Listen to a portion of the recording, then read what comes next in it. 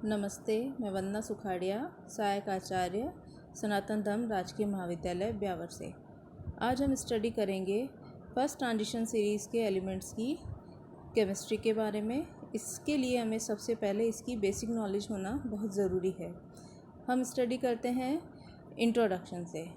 इसमें हम देखेंगे कि ये एलिमेंट्स जो भी हैं ये आवर्त सारणी में किस जगह पर उपस्थित होते हैं।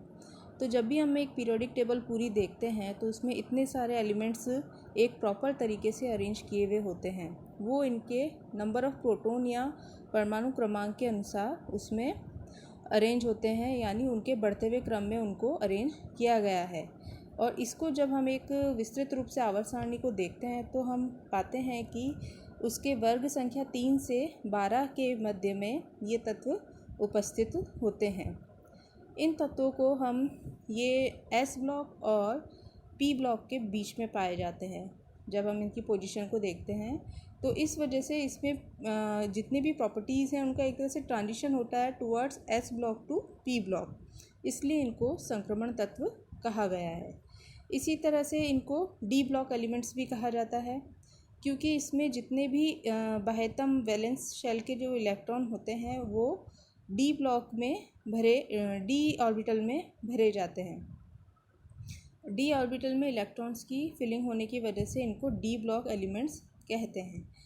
इसी तरह से इनका जब हम इलेक्ट्रॉनिक विन्यास, एक जनरल इलेक्ट्रॉनिक कॉन्फ़िगरेशन देखते हैं तो वो n-1 D1 to 10 और n s 0 1 और 2, यानी कि जहाँ पर इसमें n जो है आवर्त की संख्या होती है जो 4, 5, 6 और 7 होती है।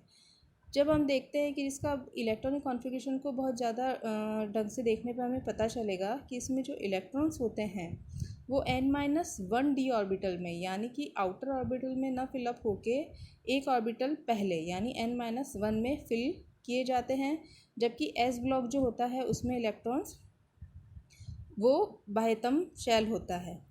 अब जब हम इसकी इन इलेक्ट्रॉन्स के भरने या आवर्त सारणी के आवर्त के अनुसार इनको प्रथम संक्रमण श्रेणी या 3D श्रेणी, जहाँ पर इलेक्ट्रॉन जिस डी ऑर्बिटल में भरा जाएगा वह 3 लेवल का होगा, उसे प्रथम संक्रमण श्रेणी कहेंगे।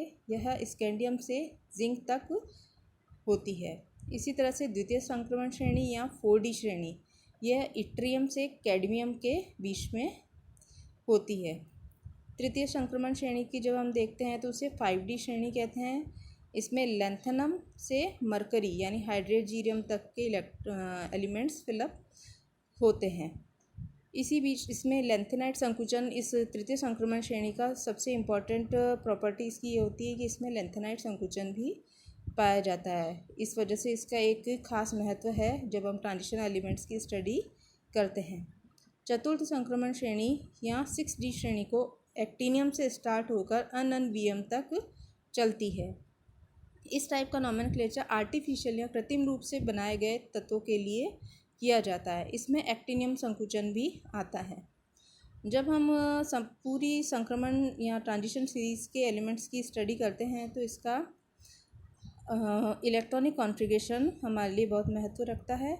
इसमें हम प्रथम संक्रमण श्रेणी को जब हम देखते हैं तो इसका सामान्य इलेक्ट्रॉनिक कॉन्फ़िगरेशन होता है n-1 D1 to 10 and n s1 to 2, जहाँ n का नंबर है 4, यानी ये चौथे आवर्त से स्टार्ट होती है। जैसे स्कैंडियम की जब हम स्टडी देखते हैं कॉन्फ़िगरेशन को, इसमें शुरू में 1s2 से लेके 3p6 तक इसमें जो इलेक्ट्रॉनिक कॉन्फ़िगरेशन होता है वह एक निष्क्रिय गैस ऑर्गन के निष्क्रिय या उत्कृष्ट गैस ऑर्गन के इलेक्ट्रॉनिक कॉन्फ़िगरेशन के बराबर होता है। इसके बाद में इसमें 3d1 एंड 4s2 वाला कॉन्फ़िगरेशन पाया जाता है। तो इसमें हम देखते हैं कि इलेक्ट्रॉन जो है 3D यानी डी ऑर्बिटल जो n-1 वाली पोजीशन पर है उसमें फिलअप किया जाता है।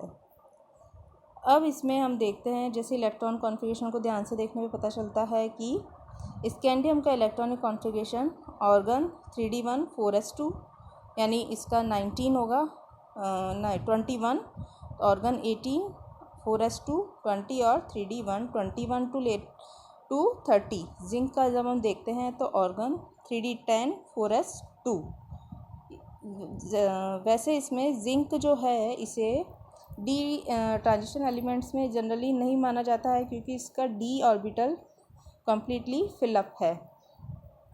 इसके कॉन्फ़िगरेशन को ध्यान से देखने पे हमें पता चलता है कि स्कैंडियम, टाइटेनियम, वैनेडियम, क्रोमियम और मैंगनीज तक चलते चलते इसमें अयुग्मित इलेक्ट्रॉन की संख्या बढ़ती है, धीरे धीरे हर एक एक नंबर से बढ़ती जाती है। लेकिन क्रोमियम और मैंगनीज पर आने पर हमें देखते हैं कि क्रोमियम में भी 3d5 एंड मैंगनीज में भी 3d5 वाला इलेक्ट्रॉनिक कॉन्फ़िगरेशन पाया जाता है। यह इस वजह से है कि इन वाले कॉन्फ़िगरेशन में इनकी स्टेबिलिटी सबसे ज़्यादा होती है क्योंकि इसमें अर्धपूरित डी ऑर्बिटल का अर्धपूरित विन्यास है। इसी तरह से जब हम आयरन से जिंक तक चलते हैं तो कॉपर और जिंक में 3d10 वाला कॉन्फ़िगरेशन है क्योंकि इसमें भी अर्धपूरित और पूर्णपूरित कक्षकों वाली स्टेबिलिटी वाली बात आती है।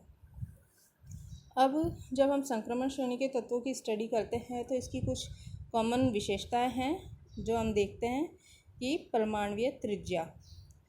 परमाणुीय त्रिज्या की बात जब हम करते हैं तो एक आवर्त में लेफ़्ट टू राइट मूव करते हैं तो शुरू में जब स्कैंडियम से वैनेडियम तक आप जाएंगे तो परमाणुीय त्रिज्या का मान धीरे धीरे कम होगा और उसके बाद में लगभग सेम होता जाएगा।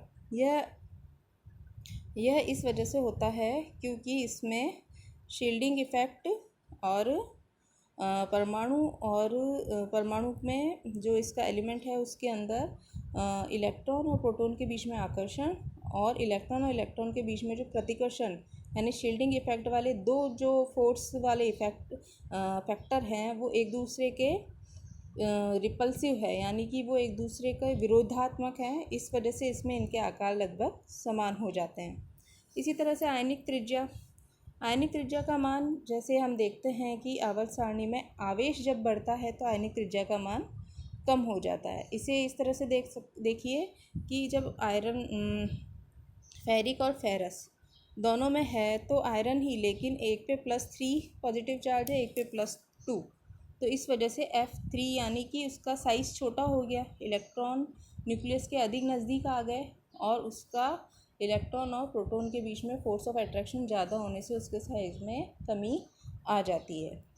इसी तरह से आयनन विभव को जब हम स्टडी करते हैं तो आयनन विभव जो होता है किसी भी गैसीय परमाणु के बाह्यतम कोश से इलेक्ट्रॉन निकालने के लिए जो उसको आप ऊर्जा देते हैं उस ऊर्जा को आयनन विभव कहते हैं। अगर साइज़ कम है तो इलेक्ट्रॉन और प्रोटॉन के बीच में फोर्स ऑफ अट्रैक्शन ज़्यादा होगा और आयनन विभव का मान भी साइज़ कम होगा तो आयनन विभव का मान ज़्यादा हो जाएगा क्योंकि आपको ज़्यादा एनर्जी देनी पड़ेगी उस इलेक्ट्रॉन को रिमूव करने के लिए।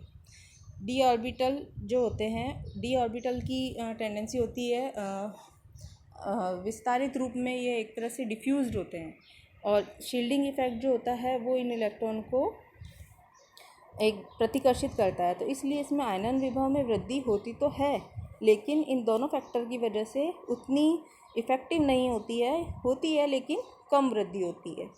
इसी तरह से ऊपर जितने भी हमने प्रॉपर्टीज़ डिस्कस की उसके बेस पे इसका मेल्टिंग पॉइंट यानी गलनांक की जब हम स्टडी करते हैं तो ये अधिकतर इसमें सॉलिड होते हैं। तो लेफ़्ट टू राइट मूव करने पे जैसे जैसे अयुग्मित इलेक्ट्रॉन की संख्या बढ़ती है वैसे वैसे इसमें धात्विक बंध की टेंडेंसी बढ़ जाती है, यानी मैग्नीज तक इसमें धात्विक बंध बनाने की प्रक्रिया में वृद्धि होती है तथा बाद में इसमें गलनांक में कमी हो जाती है। इसी तरह से जब हम इसके बॉइलिंग पॉइंट की बात करते हैं तो इसमें प्रारंभ में इनका बॉइलिंग पॉइंट बढ़ता है तथा बाद में उनके इलेक्ट्रॉन के कपलिंग होने से इनका युग्मन क्वथनांक का मान घट जाता है।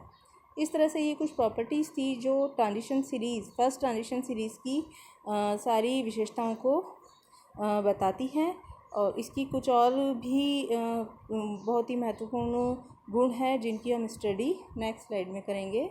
Thank you.